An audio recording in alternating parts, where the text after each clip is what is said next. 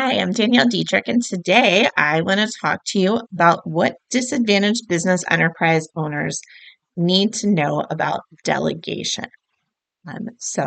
If you're a business owner that wants to qualify or is already qualified as a socially and economically disadvantaged owner to get or maintain the U.S. Department of Transportation's Disadvantaged Business Enterprise or Airport Concession Disadvantaged Business Enterprise programs, and their certifications, you need to know what you can and cannot delegate and how you may do so within your firm.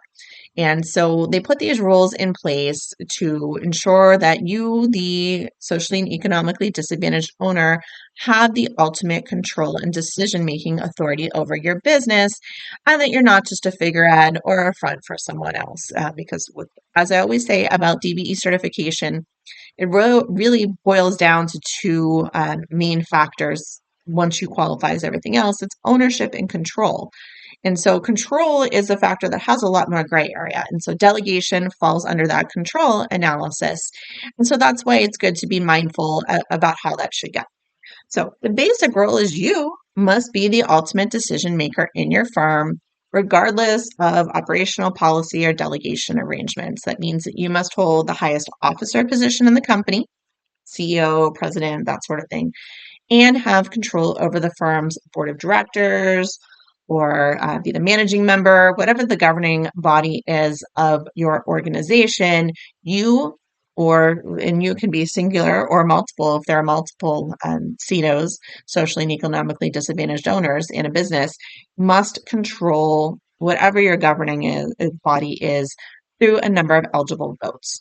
So, and if you're in a partnership, you must be the general partner with control over all partnership decisions, not just general ones.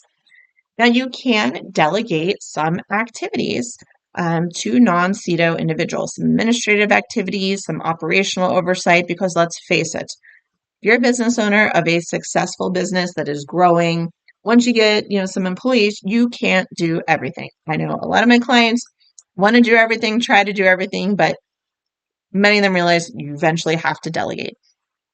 So you can delegate, but you have to maintain the right to hire and fire. And so if you delegate to someone and you don't like what they're doing or they're doing something wrong, you have to retain the power to fire them or withdraw that permission for whatever activity that is done. This chain of command, this hierarchy, this org chart has to be clear to everyone in the company, everyone you do business with. So that means your customers or vendors that you do business with need to know that you are top dog. That's really what it comes down to. You, the CEDO, have to be top dog. You can't delegate any power that's equal or greater than yours considering all the circumstances. For example, you can't delegate to a non-CEDO to make a non-routine purchase or disbursement, enter into a substantial contract, or make decisions that affect the company's viability without your consent.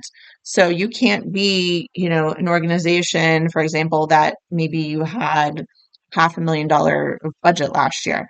You need to buy or finance or rent or something major purchase with like $1 million piece of equipment or $1 million worth of equipment. So that was like twice your business in the past year. That's a major non-routine purchase. Whereas, like, you want to delegate someone to buy the toilet paper for the bathroom, that's a routine purchase. That's fine. So that's sort of where the analysis comes down to, like, is this a non-routine purchase or is this just, restocking, this part to the widgets that you order on a routine basis? You can have written policies and procedures that specify the terms under which a non-CEDO can sign or act on your behalf with respect to recurring matters such as payroll, invoices, routine supplies, as long as this is consistent with you having ultimate responsibility for the action.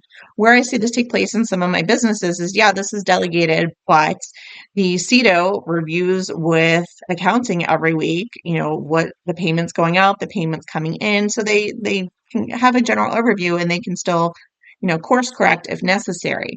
And so this helps you from micromanaging every detail of your business because while as much as you want to have control and authority, you can't do it all, and allows you to delegate some of that away to other folks. So the bottom line is that you can delegate some tasks, but you can't delegate your control or your decision-making power as a socially and economically disadvantaged owner. You have to maintain that overall understanding of your business, its essential operations, and you have to, when you do delegate, critically analyze any information brought to you by non-CETOs and use it to make independent final decisions. So, with these rules in place, if you follow these and handle your delegation a similar way to this, you should be okay for purposes of the DBE program. So, if you have any questions about delegation, or perhaps you get questions during the certification process or during the 3-year review about delegation, please reach out to me, and I would love to work with you and help you through whatever situation you're facing. Thanks, and have a great day.